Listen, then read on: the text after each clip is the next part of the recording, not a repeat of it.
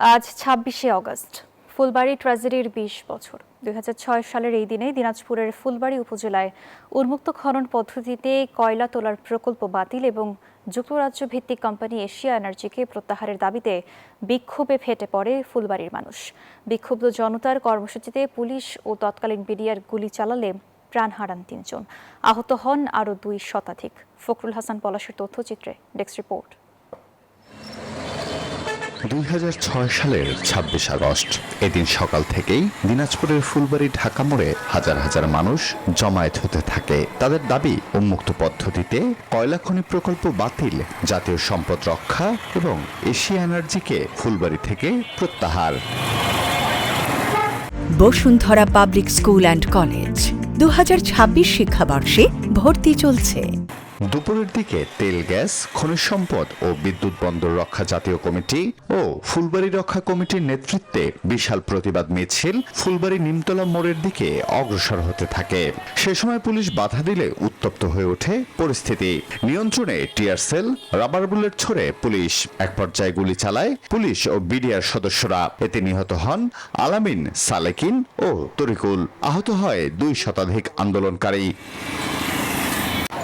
এরপর আরো জোরালো হয় আন্দোলন। দাবি তোলা হয় ৬ দফার। পরে তৎকালীন সরকারের ৬ দফা চুক্তি বাস্তবায়নের আশ্বাসে ধর্মঘট প্রত্যাহার করেন আন্দোলনকারীরা।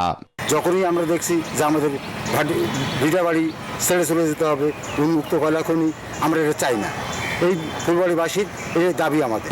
৬ দফা চুক্তিবদ্ধ হয়, এই ৬ দফা চুক্তি বাস্তবায়ন না করাতে এর পরবর্তীতে এই ২৬শে আগস্ট একটা আন্দোলন হয়। এই আন্দোলনে বহু লোক জীবন দেন। ফুলবাড়িবাসীর একটাই চাওয়া যে এই পরিবেশ, প্রকৃতি, বসতভিটা সব কিছু ধ্বংস করে আমরা এই খনি চাই না। এখনো ফুলবাড়ী নিয়ে চলছে চক্রান্ত, যা প্রতিহত করতে আবারও রাজপথে নামার হুঁশিয়ারি ফুলবাড়ী আন্দোলনের অন্যতম এই নেতাদের।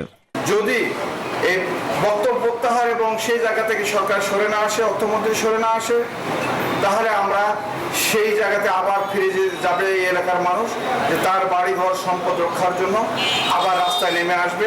এই নতুন সরকারের অর্থমন্ত্রী আবার বললেন তিনি ফুলবাড়ী উন্মুক্ত কয়লা খনি করার দিকে যাচ্ছেন।